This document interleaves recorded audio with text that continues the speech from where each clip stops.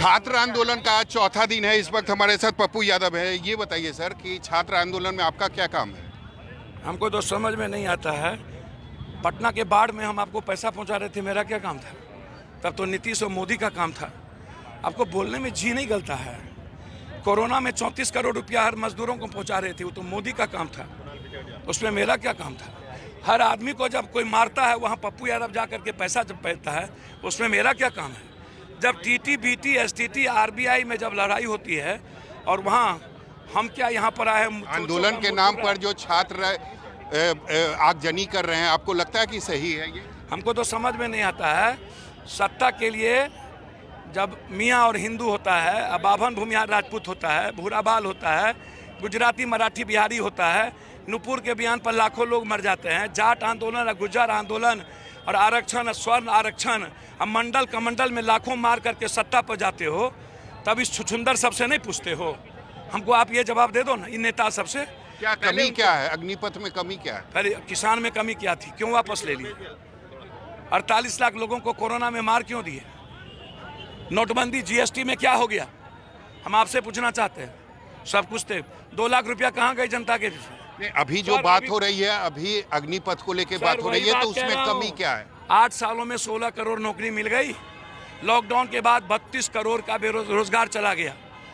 आप हमको बॉर्डर पर पहुंचा दोगे, 6 महीने के बाद, 3 साल के बाद रिटायर करोगे। 23वां साल हमारा ब्याह होगा, पत्नी बोलेगा लड़का नौकरी में नहीं है। आप कहते हो 25%। इस 100 में निकलेंगे, किसको 25 में आएगा? हम पहले से असर्टेन है। तो हम बॉर्डर पर गोली चलेगी तो हमारी बीवी और बाल बच्चा याद रहेगा, हम उसको कुछ नहीं है। उसको ना रेलवे, ना बिजली, ना दवाई, कुछ नहीं। क्या होगा? कुछ नहीं मिलेगा। वो दिल से वहाँ होगा, मन से वहाँ होगा। क्या आप उसके भीतर सर्टेनिटी नहीं है? आप तो 1 नेशन 1 एजुकेशन और हेल्थ की बात करते थे, 1 टैक्स की, 1 पेंशन की बात करते थे।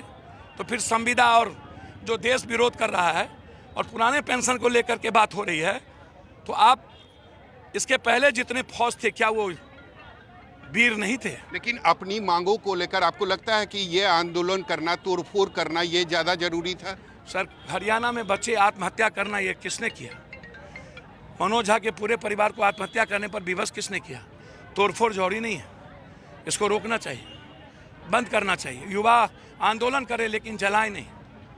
लेकिन बीजेपी के एमएलए मंत्री झंडा लगा करके, औकात है 56 इंच की सीना है, तो यूथ के पास जाके इस वीर के बारे में बता क्यों नहीं रहा है? चैनल पर बैठ के युवा को गाली, कभी सिख को गाली, कभी दलित को गाली, कभी किसान को गाली। इन लोगों का तो हंसना पिल्लू फड़ेगा। तो पप्पू यादव भी तो राजनीति करने आए हैं ना, छात्र के नाम पर। सर, पप्पू यादव यदि आपको राजनीति लगता है ना, तो मैं समझता हूं कि आप इंडियन नहीं हो, आप भारतीय नहीं हो। पप्पू यादव अपनी ज़िंदगी गंवा करके, बच्चे से लेकर के 56 साल मेरी उम्र हो रही है, मैंने इंसानियत को देखा है। चाहे कब तक साथ देंगे छात्र आंदोलन का? छात्रों जब तक उस पर लाठी और उस पर उसकी व्यवस्था चोट करेगी।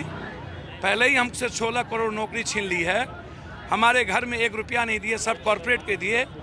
और ये अदानी को बढ़ाने की पूरी तैयारी इन्होंने की, किसी किसान को नहीं। इनकी ईडी और सीबीआई ही इनके पास सब कुछ है। तो हम डरने वाले नहीं हैं, हम जेल से और गोली खा के डरने वाले नहीं हैं। हम सिर्फ इनको इतना कहेंगे कि आप 25,000 पेंशन दे दो, या गारंटी दे दो कि इनकी नौकरी निकलते ही फाइनल है, और ट्रेनिंग पीरियड को बढ़ा दो। 17 साल ना करो तो 8 साल करो।